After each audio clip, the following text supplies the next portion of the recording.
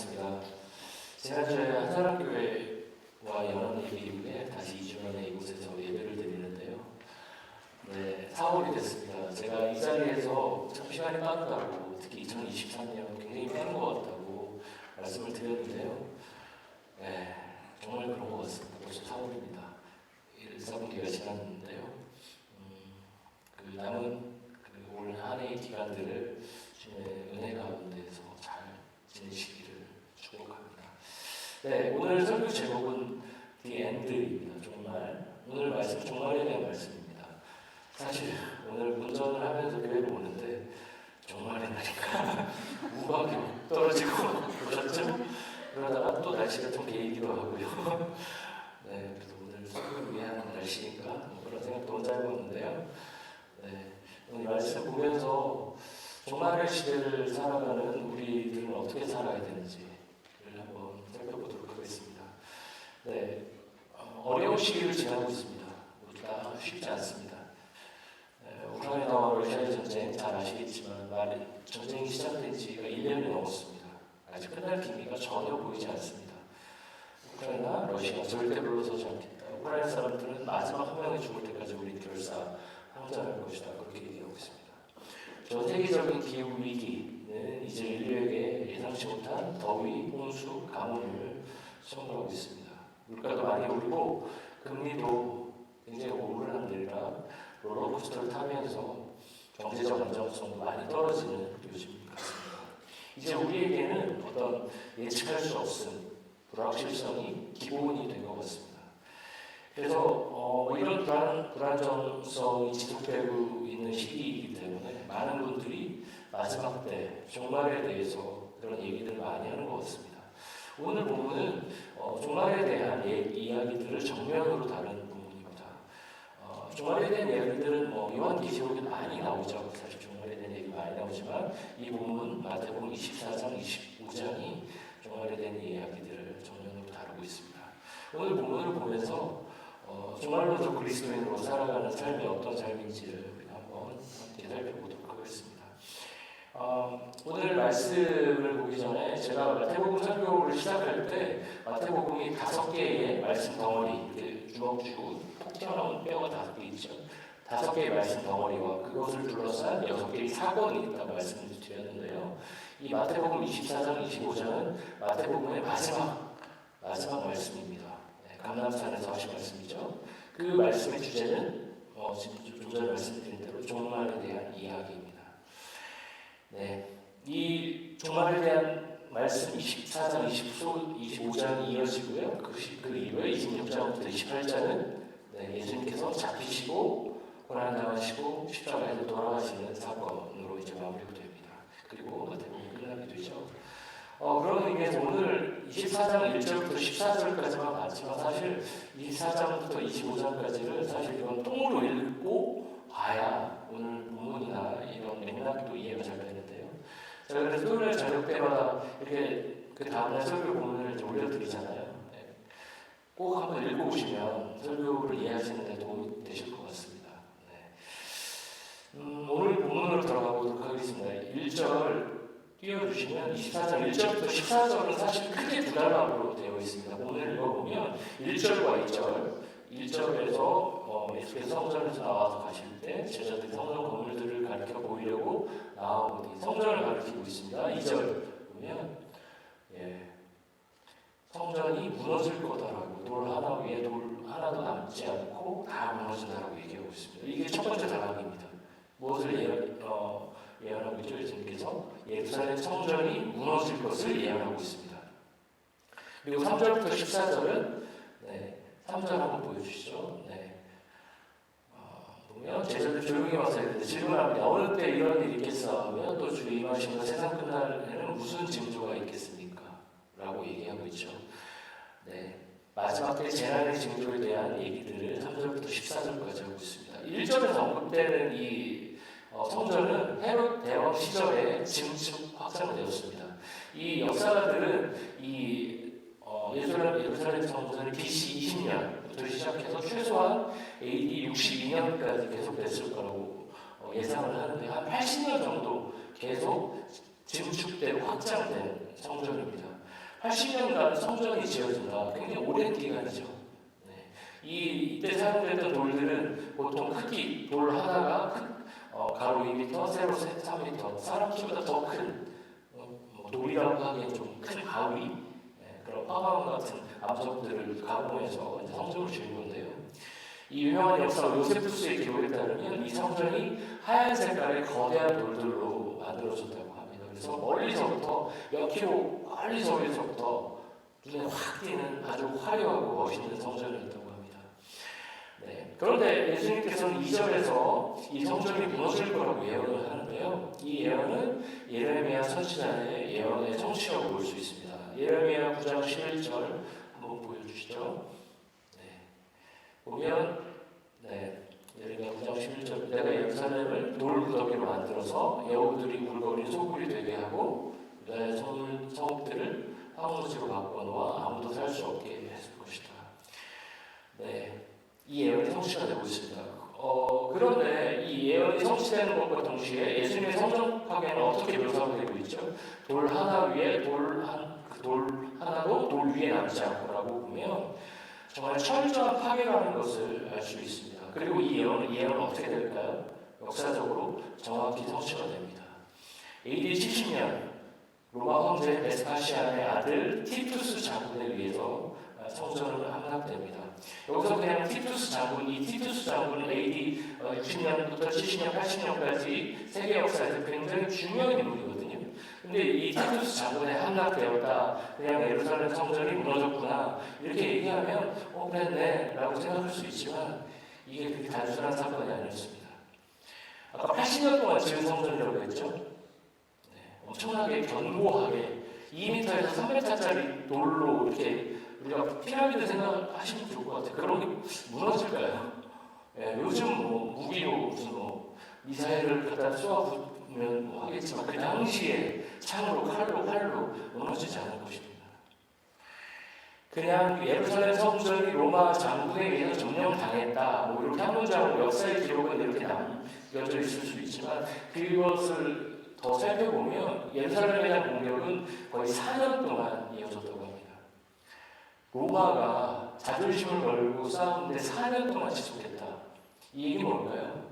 예루살렘의 저항이 그만큼 지독하고 처절했다는 것입니다. 이스라엘 사람들에게 성전은 어떤 공간이었죠? 하나님의 임재가 있는 곳입니다. 특히 성전이 무너진다는 것은 뭐죠? 하나님이 다스리는 질서가 무너지는 거죠. 그들은 목숨을 내걸고 방어를 했을 것입니다. 이때 기록에 보면 로마가 계속 공격했는데 이 성이 무너지지 않고 성전이 무너지지 않으니 어떤 작전을 썼냐면 굶어 죽이자. 모든 음식, 물을 끊어버리자. 그래서 그런 작전을 썼다고 합니다. 그래서 우리가 상상할 수 없는 끔찍한 일들이 거기서 벌어진다고 하는데요. 부모들이 아이들을 잡아먹기도 하고요. 마지막까지는 그렇게까지 이어졌다고 합니다. 그래서 고대 건축학에서 굉장히 중요한 의미를 갖고 있었던 이 예루살렘 성전은 결국 무너집니다. 그리고 수십만의 사람들이 학살되고요. 9만 명의 사람들이 포로로 잡혀가게 됩니다. 너무나 끔찍한 일이 벌어지죠. 이제 3절 말씀을 보면 제자들의 질문이 이어집니다. 제자들의 질문은 그러면 언제 성전이 무너지고 세상이 끝나는 날에는 3절을 보여주시면 무슨 징조가 있냐는 것인데요. 이 질문을 통해서 우리는 제자들의 세계관을 파악을 할 수 있습니다. 제자들은 성전의 무너짐과 세상이 끝나는 날을 분리해서 보지 않습니다. 성전이 무너진다는 것은 뭐죠? 곧 세상이 무너진다는 것입니다. 좀 전에도 말씀드렸지만 성전, 하나님 임재를 상징하는 곳입니다. 성전이 무너진다, 곧 하나님의 임재가 무너진다. 성전을 중심으로 한 하나님 나라의 질서가 무너진다 라는 것이죠. 그것은 곧 종말을 의미하는 것입니다. 여기서 제자들은 두 가지 의문사를 사용하면서 질문을 하고 있는데요. 그것은 when과 what입니다. 언제, 그리고 어떤 징조입니까? 무엇이죠? 이 질문에 예수님이 뭐라고 답을 하시죠? 장차 올 사람들의 미혹을 조심하라는 경고를 하고 계십니다. 예수님은 적잖은 사람들이 자신의 이름을 빙자하고 도용해서 그리스도를 자처하고 사람들을 미혹할 것들을 말씀하고 계십니다. 그리고 그 과정에서 전쟁과 전쟁될 소문들이 들을 것이다. 소문들을 들을 것이다라고 얘기하고 있습니다. 6절 보여주시면 난리와 난리 소문들이라고 번역이 되어 있는데요. 이 번역이 새 번역에서는 전쟁과 전쟁에 관한 소문이라고 번역했는데요. 새 번역이 훨씬 더 적절한 번역이라고 보여집니다. 전쟁에 관한 소문들이 계속 있을 것이다라고 얘기를 하고 있어요. 그리고 1절부터 14절까지를 보면서 우리가 여기서 반복되는 중요한 표현을 하나 살펴봐야 되는데요. 그것은 바로 끝이라는 단어입니다. 3절에도 나오고요. 6절에도 나옵니다. 아직 끝은 아니다라고 나오죠. 6절에. 그리고 14절 보면 13절을 한번 보여주시죠. 13절에도 끝까지 견디는 자는 구원을 얻는다. 그리고 마지막 14절에 보면 온 세상에 전파되니 그제야 끝이 오리라. 이 끝이라는 표현은 이 문장마다 사실 절마다 조금씩 다르게 사용되거든요. 우리는 이 성경을 보면서 이 맥락, 이 텍스트 안에서 그리고 컨텍스트 안에서 이 말씀들을 해석해 볼 필요가 있습니다. 이 먼저 3절과 6절에서 나오는 이 끝이 어떤 끝인지 우리 살펴볼 필요가 있는데요. 이 예수님께서는 예루살렘 멸망과 그리고 성전 파괴를 예고하시면서 이 성전에 대한 파괴는 이 본문뿐만 아니라 다른 곳에서도 예언을 하시거든요. 그걸 예언하면서 화가 있을 것이다. 화가 있을 것이다라는 표현들을 반복해서 쓰고 있습니다. 화가 있을 것이다. 제자들의 질문도 그런 것이죠. 언제 그럼 화가 있습니까? 언제 무너집니까? 라는 거죠. 그래서 이 끝이라는 것은 여기서 3절에서 다루는 그리고 6절에서 다루는 끝은 1차적으로는 예루살렘 멸망과 성전 파괴의 때라고 볼 수 있습니다. 그러면 예수님께서 예언하신 이 성전 파괴와 그 멸망에 대한 것들이 어떻게 역사적으로 이어졌는지를 좀 보도록 하겠습니다. 아까 제가 티투스 장군에 의해서 로마 장군에 의해서 이 예루살렘 성전이 무너졌다고 말씀드렸잖아요. 그 이후에 예수님께서 몇 가지 또 말씀하시죠. 예언했던 거, 거짓 그리스도들이 나타날 것이다. 어땠을까요? 예수님의 예언대로 사후에는 유명한 자기 자신을 그리스도다, 메시아다라고 주장하는 사람들이 나타납니다. 예수님 사후에 드다라는 사람들이 있었습니다. 그리고 갈릴리 지역에 유다라는 사람이 있었습니다. 그 사람들의 특징은 자신이 그리스도다, 메시아다라고 주장했던 사람들입니다. 그리고 독립운동을 벌이다가 결국 실패하죠. 예수님의 예언이 이루어진 것입니다. 전쟁에 대해서도 예언을 합니다. 아까 난리와 난리에 대한 소문이라고 말씀드렸었죠. 전쟁에 대한 얘기들 있습니다. AD 36년에는 파르티아 전쟁이 있었고요. 그 이듬해는 아레타스와의 전쟁이 있었습니다. 그 밖에 이 당시에 북지전과 지역의 폭동들이 끊이지 않았습니다. 계속 전쟁이 났대, 폭동이 일어났대, 전쟁이 또 난대라는 소문들이 계속 이어집니다. 자연재해에 대한 얘기들, 지진과 기근에 대한 얘기들을 하고 있죠. 사도행전에 보면 예루살렘의 대흉년이 큰 흉년이 나서 데살로니가 교회와 여러 교회들이 돕는 얘기들이 나옵니다. 헌금을 합니다. 예루살렘 교회들. 팔레스타인 대기근이 일어난 거죠. 예루살렘을 아주 힘들게 만들었습니다. 그게 AD 47년경의 이야기입니다. 그리고 그 무렵에 여러 산발적인 지진들이 일어나서 사람들을 고통스럽게 합니다. 예수님의 예언이 어떻게 해요? 철저하게 이루어진 것을 여기서 볼 수 있습니다. 3절과 6절에서 다루어지는 끝은 철저하게 그런 의미에서는 그 당시 이스라엘 맥락에서 살펴봐야 되는 끝이라는 거죠. 예루살렘의 성전이 무너지는 그 끝을 의미하는 것입니다. 예수님의 예언이 철저히 실현된 것이죠. 그리고 이 마태복음은 AD 70년 경에 쓰여진 성경인데요. AD 70년이 어떤 시절이죠? 아까 제가 무슨 일이 있었다고 했죠? AD 70년. 성전이 무너지던 시절의 이야기입니다. 마태복음의 이 1차 독자들은 예수님의 예언, 10년, 20년 전에 이루어진 것을 기억하고 봤을 겁니다. 아까 지진을 예언했죠? 지진이 몇 년도, 50년, 47년 근방에 있었고요. 그 다음에 뭐였죠?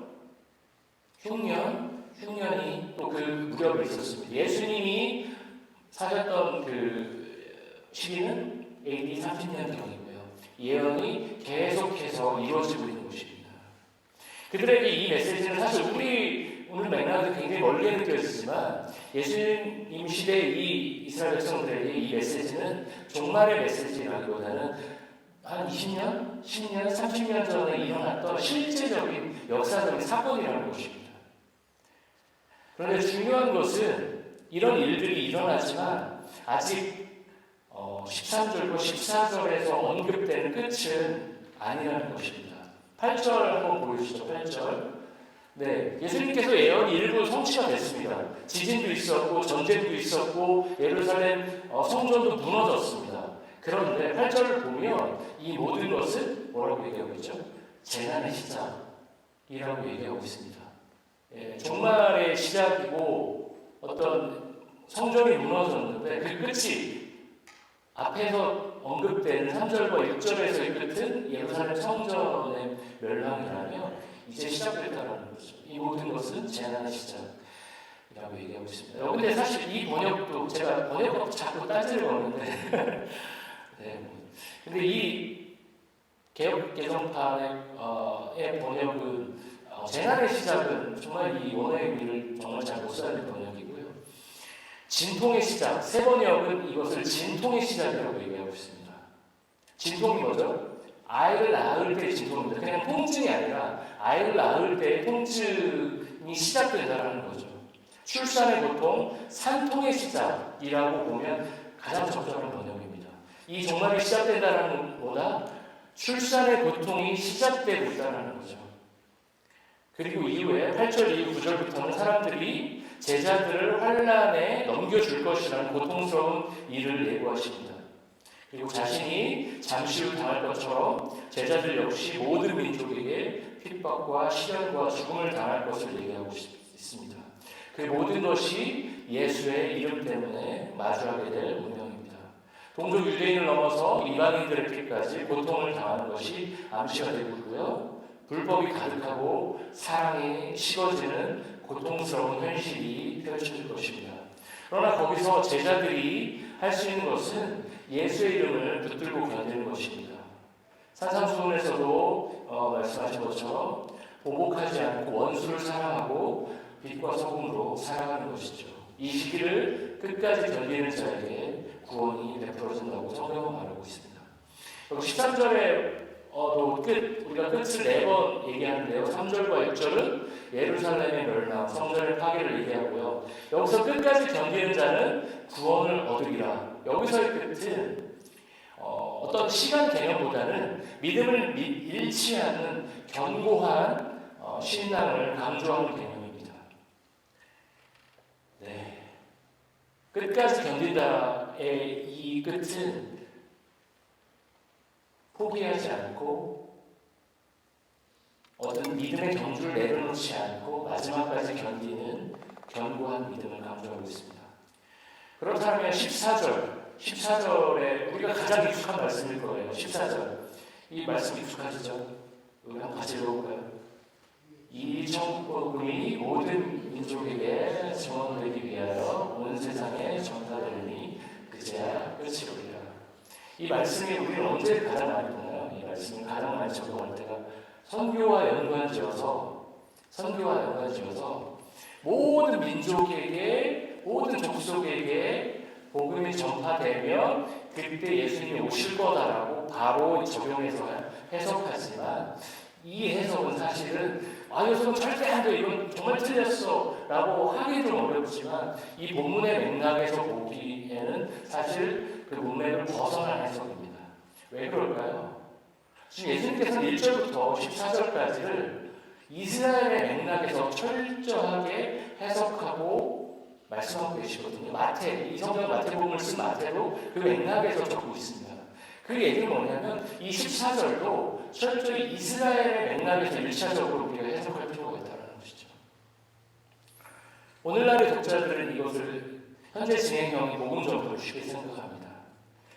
예, 한번 보겠습니다. 예수님이 돌아가시고 추후 AD 70년 그때까지 놀라운 사실은 로마 제국의 대부분의 영토에 복음이 전파가 됐다는 사실입니다.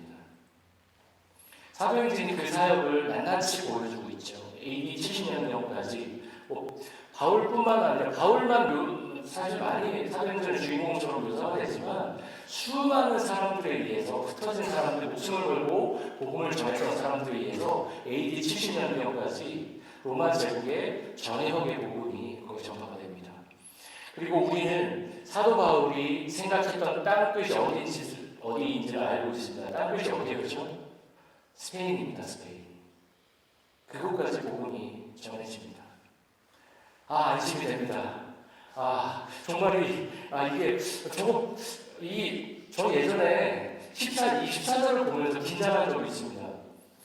예수님, 나 잘 못 살고 있는데, 그러면 미전도 종족이 복음이 전해지면 안 되는 거 아니야? 예수님 오시면 그러는데, 어린 시절에 그렇게 생각한 적이 있습니다.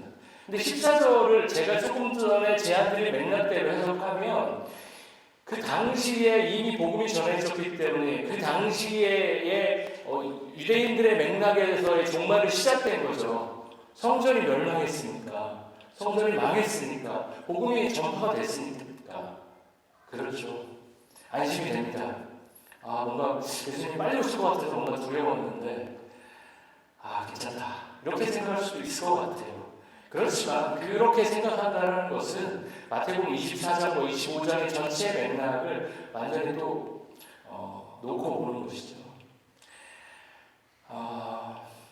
그런데 24장, 25장을 쭉 읽다 보면 이 마태복음에서 드러난 이 종말론적 신앙은 굉장히 긴장감 있게 묘사가 됩니다. 종말의 이슈를 예수님 조금 내 생전에는 안 오시면 좋겠다 이런 생각 혹시 한 적 없으십니까? 나 잘 못 살고 있는데 예수님이 나 죽은 다음에 오시면 안 될까?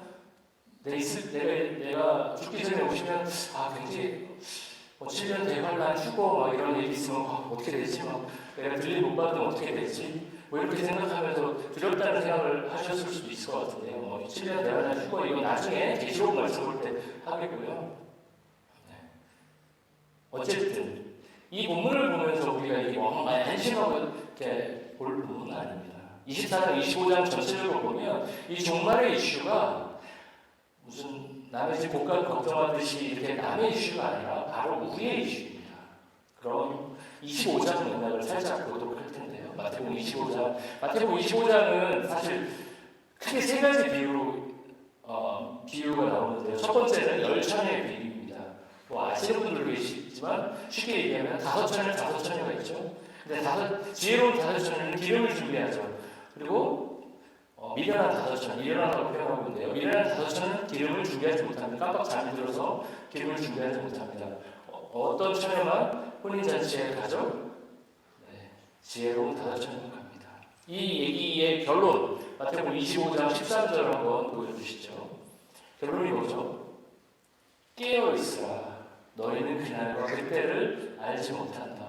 예수님께서 마태를 통해 종말론적 시대를 살아가는 우리 그리스도인들에게 하는 가장 결론적인 핵심 중에 하나는 깨어있으라는 거예요. 너희는 그날과 그때를 알지 못한다. 어느 날 도적같이 임하는 종말의 날을 준비하라는 것입니다. 그날과 그때는 우리가 알 수 없지만 우리들이 기름을 준비하면서 살아가는 사람이라는 것과 기름이면 그게 무슨 기름이죠? 휘발유인지 경유인지 잘 모릅니다. 그렇지만 분별하면서 각자에게 맡겨진 기름이 무엇인지를 분별하면서 깨어서 살아가는 얘기입니다.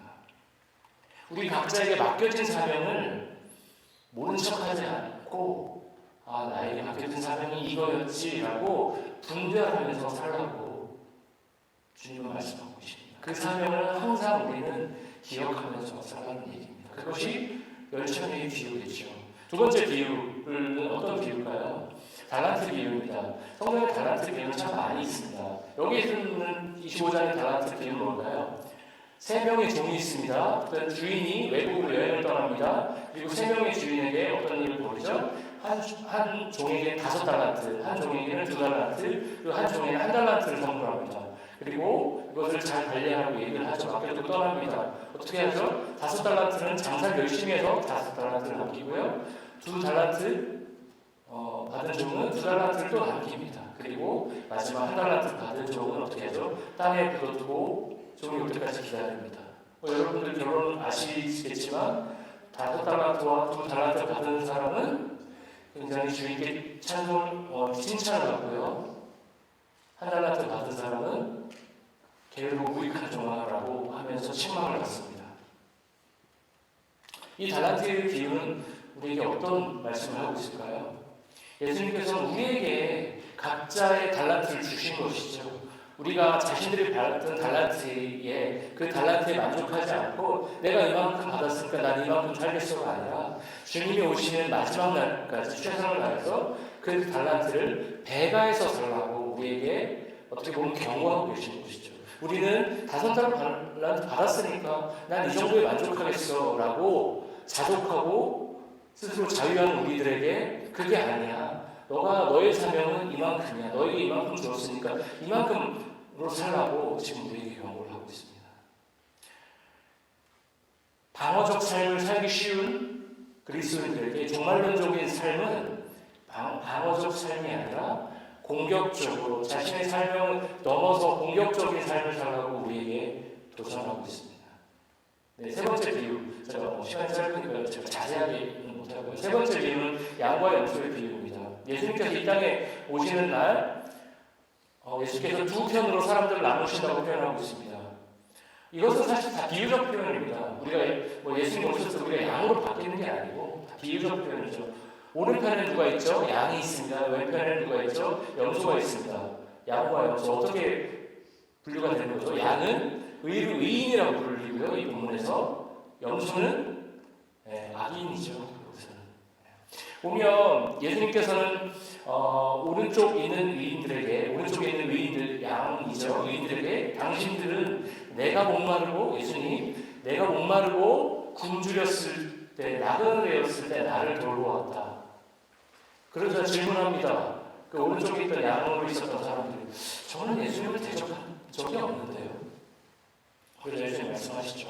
너의 형제들 중에 가장 작은 자에게 한 것이 곧 나에게 한 것이다라고 말씀하십니다. 이 양과 염소의 비유는 우리의 종말론적 신앙이 어디를 향해 가야 하는지를 그냥 보여주고 있습니다. 종말론적 설교의 마지막을 이 양과 염소의 비유를 통해서 알 수 있는데요. 종말론적 신앙을 가진 그리스도인들은 우리 주변에 있는 약자와 소자들을 정성껏 돌보고 사랑하는 사람들입니다. 네. 오늘 설교를 통해서 제가 지금 2가지를 말씀드린 것 같아요. 오늘 본문이 24장 1절부터 14절은 우리가 아직 경험하지 못한 종말의 때에 대한 예언이라기보다는 이미 이스라엘 역사에서 이루어진 예루살렘 멸망과 성전 파괴에 대한 시련으로 보는 게 더 맞다고 말씀드렸고요. 그런데 24장 해석을 바탕으로 이건 우리 얘기가 아니고 이스라엘 얘기라서 안심해. 그래도 돼. 그래도 그렇게 하면 안 된다고 제가 말씀드린 거죠. 오늘 본문 24장 15절부터 마태복음 25장까지 내용은 아주 긴박합니다. 우리에게 긴장감을 갖고 살라고 얘기하고 있습니다. 그렇게 권면하고 있습니다. 저는 오늘 25장의 이 세 비유를 통해서 언제 임할지 모르는 예수의 재림, 종말의 때를 우리가 뛰어서 기도하면서 자신에게 주어진 달란트를 최선을 다해서 발휘하고 배가하는 거죠. 자기가 받은 달란트 난 이 정도면 돼 라고 자족하는 것이 아니라 그것을 배가하는 삶을 위해 우리가 살아갈 것들을 얘기하고 있습니다. 그리고 마지막으로 양과 염소의 비유를 통해서 종말론적인 그리스도인들은 소외되고 약한 이들을 돕는 삶을 살아야 된다고 말씀을 드렸습니다. 그게 바로 종말론적 삶이죠. 이제 말씀을 정리해보려고 하는데요. 종말을 바라보는 그리스도인들의 2가지 입장이 있는 것 같습니다. 2가지 입장이 있는 것 같습니다. 첫째는 종말에 대한 말씀을 회피하는 한 그룹이 있습니다. 저는 예전에 그런 그룹이었던 것 같아요. 정말 뭔가 두렵기도 하고 내가 죽기 전까지는 그런 일은 안 일어났으면 좋겠고 하는 마음이 있습니다. 그냥 이렇게 평온하게 살다가 내 삶을 잘 마무리했으면 좋겠다. 그리고 2000년 동안 지금까지 안 오셨으니까 내가 앞으로 50년 더 산다고 했을 때 그 안에 안 오시겠지? 그러니까 이런 확률 계산하면서 그냥 이렇게 회피하는 것이죠. 그게 우리의 일반적인 생각이지 않을까. 이는 마태복음 24장과 25장이 주는 어떤 이 종말의 긴박함을 회피하는 것이죠. 우리 24장과 25장의 말씀을 통해서 우리가 그날을 기억하고 기대하길 원하십니다. 예수님 원하십니다. 예수께서 오셔서 우리를 영원한 하나님의 나라로 인도하실 그날을 우리가 기다리길 원하십니다. 회피의 삶은 더 정직하게 얘기한다면 어떤 삶이죠? 자신의 달란트를 발휘하지 않는 삶이에요. 내가 하려고 노력하지 않는 삶이에요. 소자를 돌보지 않고 자신만 괜찮으면 이대로 괜찮다 라는 접근으로 연결되기가 쉽습니다. 그러나 주님은 우리에게 종말의 시대를 더 적극적으로 살기를 권면합니다. 이제 우리는 종말을 회피하거나 두려워할 것이 아니라 그것을 기다려야 합니다. 주님께서 이 땅에 오실 것들을 우리는 기다려야 합니다. 첫 번째는 종말을 회피하는 그룹이라고 말씀드렸고요. 두 번째는 그럼 어떤 그룹이 있을까요? 종말에 대해 극단적으로 반응하는 그룹입니다. 종말을 속된 말로 하면 장사가 되는 아이템입니다. 여러 가지 음모론이 잘 먹히는 아이템입니다. 저도 평범하게 설교하기보다 더 자극적이고 확신에 차서 설교하고 언제 이렇게 하면 됩니다라고 설교하는 게 더 주목받을 수 있는 길입니다. 제가 종말에 대해서 얘기했지만 뭔가 그래서 어떻게 살아가는 거지? 라고 생각하실 수도 있습니다. 근데 사실 이 종말이 잘 먹히는 속된 말로 장사가 되는 아이템이기 때문에 이 부분을 너무 극단적으로 밀고 가는 분들이 많습니다. 아주 극단적으로 보면 다미 성교회 같이 있었죠 예전에. 그는 제가 기억이 안 나는데 1992년인가 그때 시국 제가 기억이 안 나는 게 아주 좀 어린 시절이라 대학교 가기 전이라 어쨌든 그렇게 극단적으로 가는 분들이 있고요. 그분들보다는 조금 덜 하지만 예를 들어서 지금 복음화 되는 속도로 하면 7년 후에 예수님 오십니다. 이렇게 확신에 차서 얘기하는 목사님도 계십니다. 과거에도 계셨고 지금도 계십니다. 어땠을까요? 다 안 맞았습니다. 2013년에 7년 후에 지금 속도로 하면 7년 후에 2020년에 오신다고 예수님 오신다고 예언했던 목사님들이 몇 분 계시거든요. 유명하신 분들도 계시고 어떻게 됐나요? 안 오셨습니다. 그런 확신은 강단에서 섣부르게 하면 안 됩니다. 왜냐하면 그날과 그때는 아무도 알 수 없다고 그랬거든요. 그런 전망들이 책으로 돼서 나옵니다. 어떻게 될까요? 베스트셀러가 됩니다. 예전에는 유럽연합, EU가 적그리스도다라고 예언했던 분들이 많이 계십니다. EU가 적그리스도입니까? 현재까지 시점에서는 EU를 적그리스도라고 할 수 있는 성경신학적 근거는 하나도 없습니다. 그냥 그분의 개인적인 직통 계시입니다. 이런 일들이 참 많이 있습니다. 그러면서 2023년에 이런 일이 있을 것이다. 대한민국엔 이런 일이 있을 것이다. 그리고 10년 안에 이런 일이 있을 것이다. 그래서 우리는 그때를 준비해야 된다. 물론 준비하는 게 맞죠. 우리는 깨어서 기도하고 소자를 돌보고 우리 최선을 다해서 기도하고 말씀을 듣는 게 맞습니다. 그렇지만 이렇게 시간을 정해놓고 확신을 갖고 얘기하는 대부분의 제가 100%라고 얘기 안 하겠습니다. 그것도 저의 너무 지나친 확신일 수 있으니까요. 그렇지만 그런 대부분의 어떤 선언들, 예언들은 사실 대부분 거짓으로 드러났습니다. 뭔가 더 선명하고 분명하게 믿고 싶은 대중들을 자극하는 포퓰리즘일 가능성이 높습니다. 정리를 해보겠습니다. 저는 종말에 대해서 우리가 어떻게 반응해야 하냐면 종말, 아까 뭐라고 제가 말씀드렸었죠? 재난의 시작이 아니라 산고의 시작이라고 했죠. 고통스러운 날들이라는 것입니다. 그 종말은 언제 시작됐죠? 예수님께서 돌아가시고 초대교회가 시작되고 교회의 시대가 시작되면서 바로 종말의 시대가 시작된 것입니다. 교회의 역사의 맥락으로 보면 지금 우리는 그래서 종말의 시대를 살고 있는 것입니다. 종말의 때는 언제 올지 누구도 알 수 없지만 반드시 이 땅에 일어날 역사적 사건이 될 것입니다. 우리는 종말을 두려워할 필요가 없습니다. 종말은 심판의 날이기도 하지만 구원의 날이기도 하기 때문입니다. 아까 말씀드린 것처럼 8절의 산통의 시작이라고 제가 말씀드렸죠. 종말로 가는 과정, 아까 종말이 초대교회가 시작된 교회의 시대부터가 종말이라고 말씀드렸는데 그때부터 평화의 시대였습니까? 그 지난 2000년이?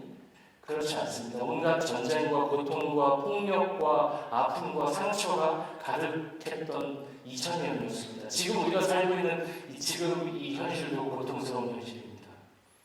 종말로 가는 과정이 산모가 아이를 낳기 위해서 임신의 과정을 통해서 배가 불러오고 그 산통의 아픈 시간들, 저는 안 해봐서 솔직히 잘 모르지만 그 아픈 시간들을 통해서 그 종말의 날, 심판의 날, 구원의 날이 임하다는 것입니다.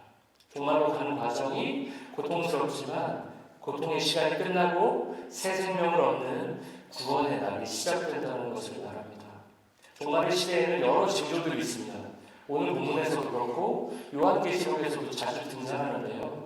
그러나 징조들에 대해서는 해석이 참 많이 나뉩니다. 사실은. 그러나 한 가지 우리가 모두 동의할 수밖에 없는 사실은 마지막 날이 올 때까지 여러 고통스러운 전쟁과 기근과 아픔이 존재한다는 사실입니다. 이는 예수님 시대부터 지금까지 이어지고 있습니다. 그리고 주님이 오실 날까지 계속 이어질 것입니다. 그날까지 우리는 어떻게 살아야 될까요? 고통스러운 재난의 시대를 사랑을 기반으로 즐겁게 견뎌야 합니다. 종말을 기대하는, 종말을 소망하는 그리스도인들로 사시기를 권면합니다. 일상에서 최선을 다해야 하지만 일과가 마치면 운전을 하면서 집으로 돌아오시죠? 하늘을 바라보면서 내가 다시 오실 주님을 기다리는 종말론적 신앙을 우리가 가진 자임을 기억했으면 합니다. 아침에 출근하시면서 커피 한잔 마시고 정신이 좀 드시면 하늘을 한번 바라보시면서 주님께서 이 땅에 다시 돌아오실 것이다. 이 땅을 심판하실 거지만 그 심판의 날까지 우리가 고통스럽게 이 땅을 살아가지만 그 심판의 날이 곧 우리를 영원히 구원하시는 하나님의 날이 될 것이다 라는 소망으로 우리가 하루하루 살았으면 좋겠습니다. 그날까지 일상 가운데서 최선을 다해 살아가지만 우리 일상에 사로잡히지 않고 깨어있는 자로 기도하며 말씀을 주야로 묵상하며 이웃을 내 몸과 같이 사랑하는 여러분 되시길 기도합니다. 제가 이 설교를 준비하면서 사실 제가 1년간 사역하고 설교를 준비하면서 가장 찔렸습니다. 왜냐하면 제가 그렇게 종말론적으로 잘 살지 못하기 때문입니다. 제가 아까 깨어있는 자로 기도하며 말씀을 주야로 묵상하며 일상에 사로잡히지 말자고 제가 고민했지만 지난 일주일은 제가 일상에 너무 사로잡혔었습니다.